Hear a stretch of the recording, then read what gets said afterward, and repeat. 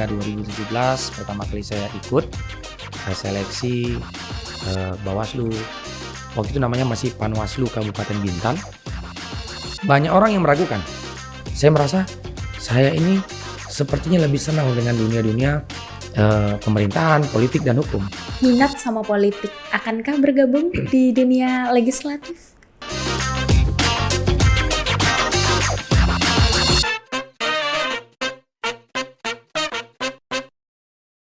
Hai, welcome back to UCAS. Balik lagi bareng aku Yoli, dan hari ini kita kedatangan tamu Bang Febri Adinata, anggota Bawaslu Kepri. Halo Bang Febri, gimana kabarnya? Halo, alhamdulillah baik, sehat. Gimana kabarnya Mbak? Alhamdulillah sih baik banget nih. Nih sebelumnya kita mau say thank you dulu ke Bang Febri karena dari Batam langsung ke Tanjung Pinang dan langsung ke kantor kita. Betul. Khusus untuk UCAS. Betul. Makasih banyak loh Bang Febri. Sama-sama. Jadi sekarang lagi sibuk apa aja? Sekarang ini biasa di tahun politik, di pesta demokrasi, Bawaslu itu melakukan tugasnya yaitu melakukan pengawasan terhadap penyelenggaraan pemilu. Apalagi saat ini tahapan kampanye sudah dimulai dari tanggal 28 November kemarin nanti sampai dengan tanggal 10 Februari 2024. Jadi Bawaslu itu melakukan pengawasan terhadap seluruh proses termasuk kampanye maupun logistik yang saat ini juga sedang dalam proses. Jadi semenjak tahun pemilu kerja tuh udah nggak ada harinya ya, minggu juga Betul, kerja ya? Betul, tidak ada hari tanpa bekerja. Nah, for your information, kita nih nge-recordnya lagi hari Minggu dan Bang Febri baru aja pulang dinas. Betul. Bener ya? Betul. Tapi sebenarnya nih pasti banyak lah yang penasaran. Ya. Bawaslu kalau nggak lagi tahun pemilu kerjanya ngapain? Bawaslu itu selain ada tahapan penyelenggaraan pemilu, tetap melakukan tugas-tugasnya, yaitu salah satunya adalah memberikan pendidikan politik kepada masyarakat maupun juga kepada peserta pemilu, memberikan informasi terkait dengan sosialisasi penyelenggaraan pemilu. Jadi Bawaslu itu juga ada tugas yaitu melakukan misalnya pengawasan partisipatif. Jadi kita memberikan informasi yang berkaitan dengan edukasi pengawasan pemilu partisipatif kepada masyarakat. Oke, jadi mentang-mentang nggak lagi tahun politik bukan berarti nggak kerja. Betul, ya? Betul, Ya? bukan berarti nggak kerja Bawaslu. Ya, jadi nggak ada cerita Bawaslu itu nggak kerja, walaupun di luar. Tapi sebelum politik. Kita mungkin mau nanya-nanya ke sana-sana. Tapi aslinya Bang Febri ini orang mana aslinya? Saya ini kelahiran di Batam, tanggal 9 Februari tahun 1983. Jadi saya lebih banyak besarnya itu, tumbuh besar itu di kota Batam. Walaupun sempat merantau 2 tahun, itu sekolah SMP di Sumatera Utara, Medan. Kembali lagi ke Batam untuk SMA dan kuliah di Batam. Oh, zodiaknya Pisces ya? Kita satu zodiak loh. Saya alhamdulillah zodiaknya Aquarius, 9 Februari. 9? Itu belum masuk Pisces ya? Belum. Salah nih, malu-malu. Tapi itu ceritanya kenapa pada saat itu SMP-nya pindah ke Medan terus baru SMA-nya balik lagi ke Batam? Jadi ketika selesai sekolah SD di Batam, sempat SMP itu di SMP 4 Kota Batam, kelas 1 saja. Jadi kebetulan kelas 2 orang tua saya itu berpindah ke Kota Medan. Pindah dinas? Bapak saya itu kerja ke Malaysia, kebetulan ada kerjaan di luar, jadi ibu di Batam itu sendirian sehingga ibu kebetulan memang aslinya dari Melayu Deli Medan. Jadi kita pindah ke Medan, 2 tahun di sana, selesai SMP, kebetulan orang tua selesai juga kerjaannya di Malaysia, kembali lagi ke Batam. Oh, kembali lagi ke Batam, jadi kami pindah lagi ke Batam. Tapi ceritanya bisa pindah ke Tanjung Pinang itu gimana? Ya panjang sebenarnya ceritanya ya. Kalau di Tanjung Pinang ini karena basic awal saya adalah pekerjaan saya itu pernah menjadi staf di Bawaslu, di KPU Provinsi Kepulauan Riau tahun 2004 hingga 2006. Selanjutnya saya pindah ke Tanjung Pinang itu di 2006 akhir karena kebetulan tahapan pemilu waktu itu selesai pilkada pertama kali kita di Provinsi Kepri, pindah ke Tanjung Pinang, otomatis kita semua harus pindah. Staf itu pindah semua dari Batam ke Tanjung Pinang karena ibu kotanya sudah di Tanjung Pinang. Sekarang di Bawaslu, dulunya memulai karir di KPU. Itu Ya. kan berarti memang tentang pemilu-pemilu. Jurusan pas kuliah apa Bang Febri? Nah, kalau berbicara jurusan ini memang sedikit tidak nyambung karena saya SMA saya justru juga ngambilnya di teknik. Gitu. Saya tuh STM dulu namanya SMK Negeri 1 Batam. Jurusannya teknik mesin. Selanjutnya kuliah karena dorongan orang tua harus linear. Jadi mau nggak mau saya harus ngambil sarjana teknik. Jadi di saat saya kuliah sarjana teknik itu di Universitas Batam, saya justru masuk senangnya di dunia-dunia politik maupun dunia pemerintahan. Sehingga saya coba masuk waktu itu ke KPU Provinsi pertama kali baru buka.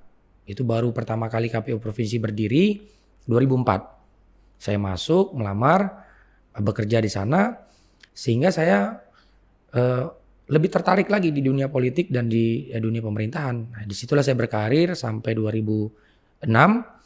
Selanjutnya kami berpindah. Jadi dulu staf KPU Provinsi itu sebagian ada yang berpindah menjadi pegawai KPU RI, ada yang sebagian menjadi pegawai Pemprov Kepri. Nah, jadi saya itu masuk menjadi pegawai Pemprov Kepri 2007. Disitulah saya berpindah ke Tanjung Pinang walaupun sempat kembali lagi ke Batam di 2008. Nah, ini berpindah kembali ke Batam, saya pernah diperbantukan itu di kantor sekretariat Kominda Kepri. Kominda Kepri. Kepri. Kominda Kepri itu singkatannya Komunitas Intelijen Daerah Provinsi Kepulauan Riau.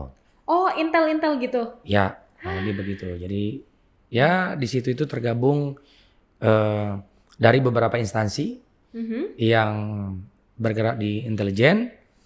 Wow. Dan itu berkantornya di Batam. Keren banget. Dulu pada saat kerja di bidang Kominda yang Siap. ya tadi ada intel-intelnya, ini kita gali dikit dong. Itu tugas Bang Febri ngapain?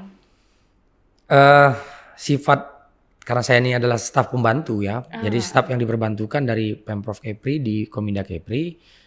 Intinya saya diberi tugas untuk membantu segala kegiatan yang berkaitan dengan di kantor Kominda Kepri, apakah itu kegiatan rapat dan lain sebagainya. Mungkin kalau lain-lainnya saya tidak bisa terlalu cerita banyak. Pasti kenapa nggak boleh cerita rahasia ya? Ya ada hal-hal yang mungkin tidak bisa diceritakan. Gitu. Oke. Nah, kurang Itu lebih kan begitu. pasti amanah tuh untuk nggak membuka cerita job desk pada saat di Kominda ngapain aja gitu-gitu. Ya. Ya itu pasti, ya itu pasti. Jadi kalau berkaitan dengan pekerjaan yang berhubungan dengan dulu saya pernah di Kominda, saya mungkin tidak bisa terlalu banyak bercerita seperti apa, gitu ya. Karena ya kita juga harus menjaga itu. Tapi ceritain dong part terseru pada saat di Kominda itu ngapain? Banyak keseruan. Pertama yang jelas kita mendapatkan ilmu, mental kita terlatih, ya pengetahuan kita bertambah terkait dengan seluruh yang ada di Kepri, baik itu politik, ekonomi, dan hal lainnya. Ya. Dan juga mental itu udah pasti terlatih. Karena yang kita temui adalah orang-orang yang terdidik. Ya, orang-orang yang terdidik dengan militer di sana. Nah, jadi kita juga harus menyesuaikan diri. Nah, apa yang saya dapatkan ketika saya pernah bertugas di sana, itulah yang saya jalani dan saya terapkan ketika saya menjadi penyelenggara pemilu. Oke, jadi memang ada masih relate sedikit lah. Ya. Lalu setelah dari Kominda itu nggak mau masih di situ-situ aja, kenapa pindah pekerjaan kembali? Sebenarnya di awal pindah itu di tahun 2015, kalau ditanya hati kecil dulu, saya juga belum mau pindah dari sana. Tetapi faktor pindah itu karena istri saya kebetulan ikut seleksi CPNS. Saya juga ikut sebenarnya. Jadi waktu itu saya ikut seleksi bersama dengan istri CPNS, tapi rezekinya rezeki istri. Oh, istri yang lolos. Jadi istri yang lolos karena kebetulan istri pada saat tes itu sudah hamil hampir 9 bulan, lolos dan memang harus ditempatkan di Bintan. Jadi saya harus memilih apakah tetap di Batam atau di Bintan. Nah, itu saya akhirnya mengambil pilihan untuk berpindah ke Bintan menemani istri. kembali lagi kepada kantor lama yaitu Kesbangpol Provinsi Kepri, dan di 2017 saya mencoba untuk masuk melamar di penyelenggara pemilu. Tapi kan tadi jurusannya tuh teknik, Betul, tertarik ke politik. betul. Kenapa Bang Febri tuh nggak memutuskan diri, ya aku bakal kuliah di bidang politik atau minimal nih hukum lah? Kenapa tuh? Niat itu ada. Niat Ya, itu ada. niat itu ada Oke. untuk melanjutkan pendidikan di bidang hukum. Apalagi saat ini dari mulai 2017 ketika saya di Bawaslu Bintan dan saat ini saya di Bawaslu Provinsi Kepri, yang saya geluti juga tetap hukum. Tapi kan jurusan kuliahnya Betul, teknik. Itu betul. gimana? Dapat ilmu hukumnya dari mana? Jadi ilmu hukum yang saya dapati, selain saya juga sering berdiskusi dengan pihak-pihak ya, orang-orang yang memang backgroundnya adalah hukum, baik itu pengacara, baik itu kejaksaan, baik itu orang pemerintahan, tapi juga saya berupaya untuk memahami tentang regulasi aturan yang berkaitan dengan norma-norma hukum. Nah, saya terus belajar. Jadi secara diskusi dan juga secara kita membuka aturan-aturan yang ada. Dan itu yang sampai dengan hari ini masih saya jalani. Terus-terusan belajar kan berarti Ya. emang passion. Selain dari memang passion dan juga kebutuhan tentang kerja, Ya. dorongan apa sih yang terlalu kayaknya nih ada nih di dalam diri Bang Febri yang emang politik, hukum, dan juga di pengawasan pemilu, baik itu dari KPU dan Bawaslu, kenapa tuh? Dorongan seperti apa sih? Atau mungkin motivasi nih? Kalau dibilang dorongan, tidak juga ada dorongan ya, dari pihak manapun. Tetapi mungkin passionnya saya itu di sana. Dari awal memang ketika waktu tamat, waktu saya sekolah SMK itu, awalnya saya mau masuknya SMA, bukan SMK. Tapi karena background bapak saya adalah teknik, di Batam waktu itu kan lebih banyak masyarakatnya yang bekerja di bidang teknik. Jadi saya diminta untuk ikut teknik, saya ikut. Tapi dalam hati kecil itu, inginnya itu di SMA. Ya.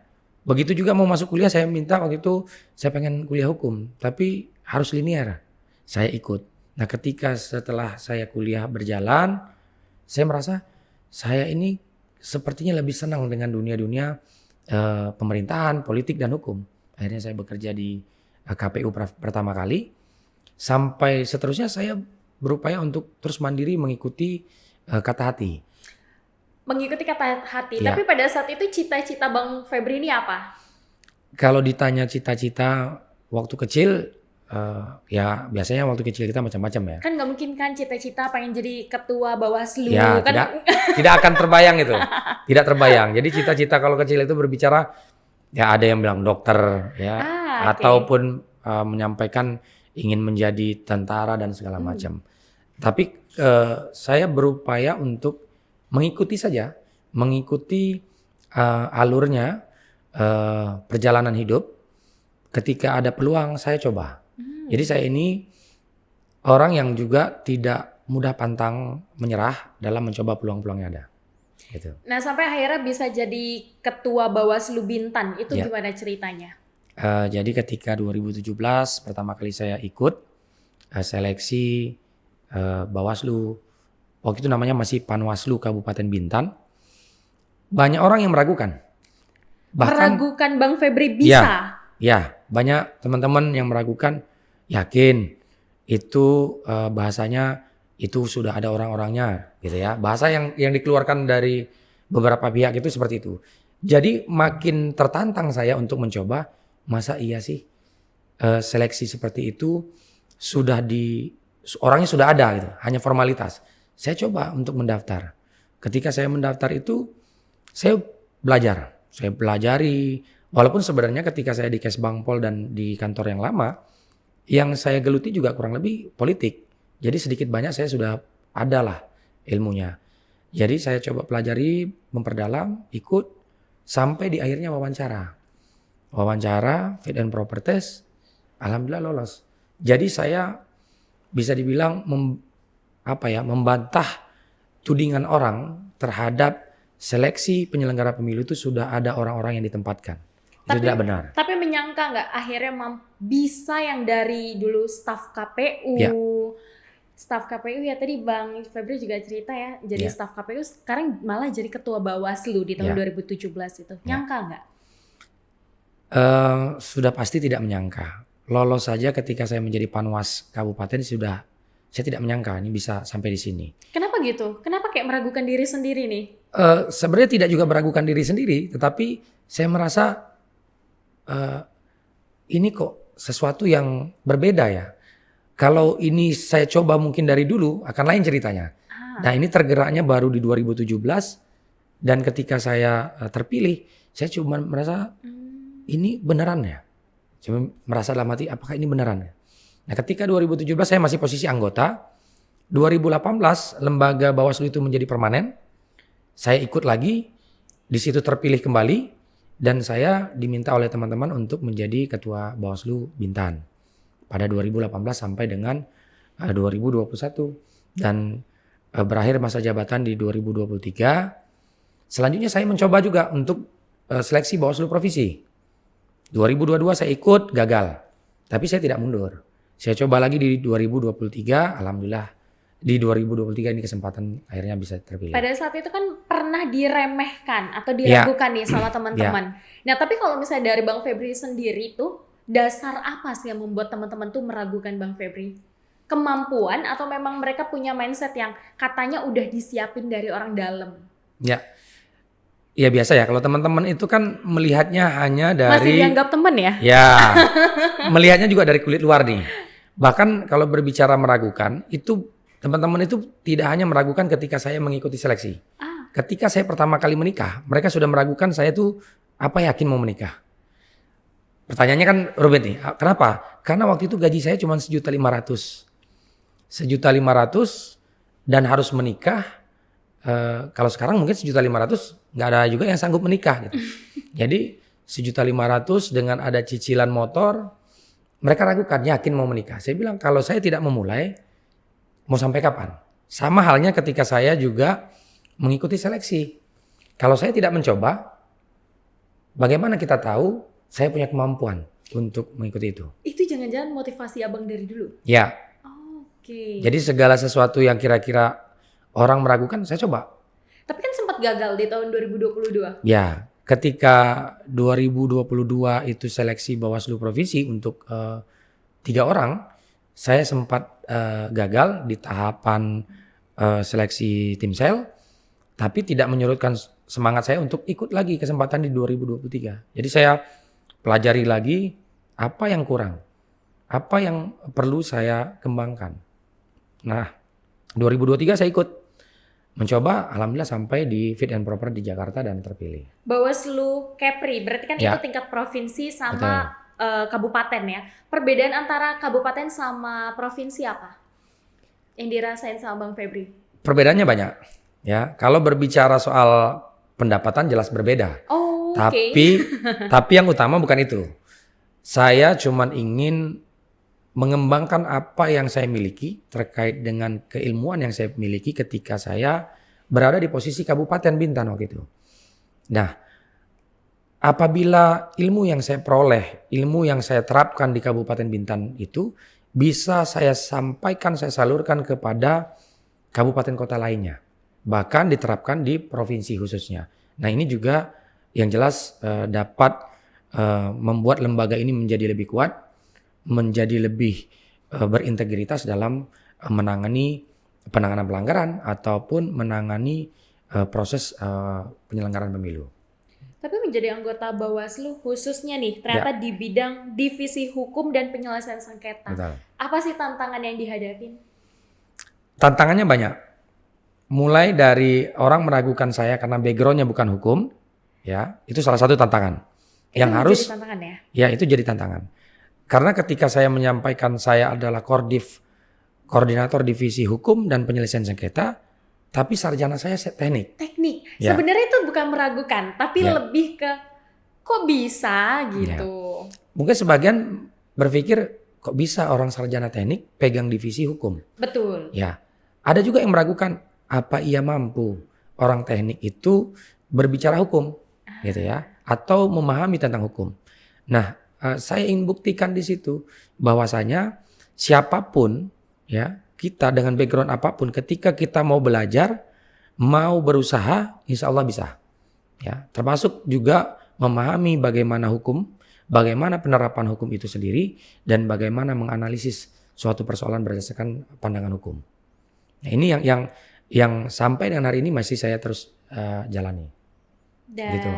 kalau untuk pembelajarannya sendiri tuh belajar dari pengalaman ya berarti ya Bang Febri? Ya, Atau mungkin Bang Febri ini lagi ngelanjutin S2 hukumnya nih?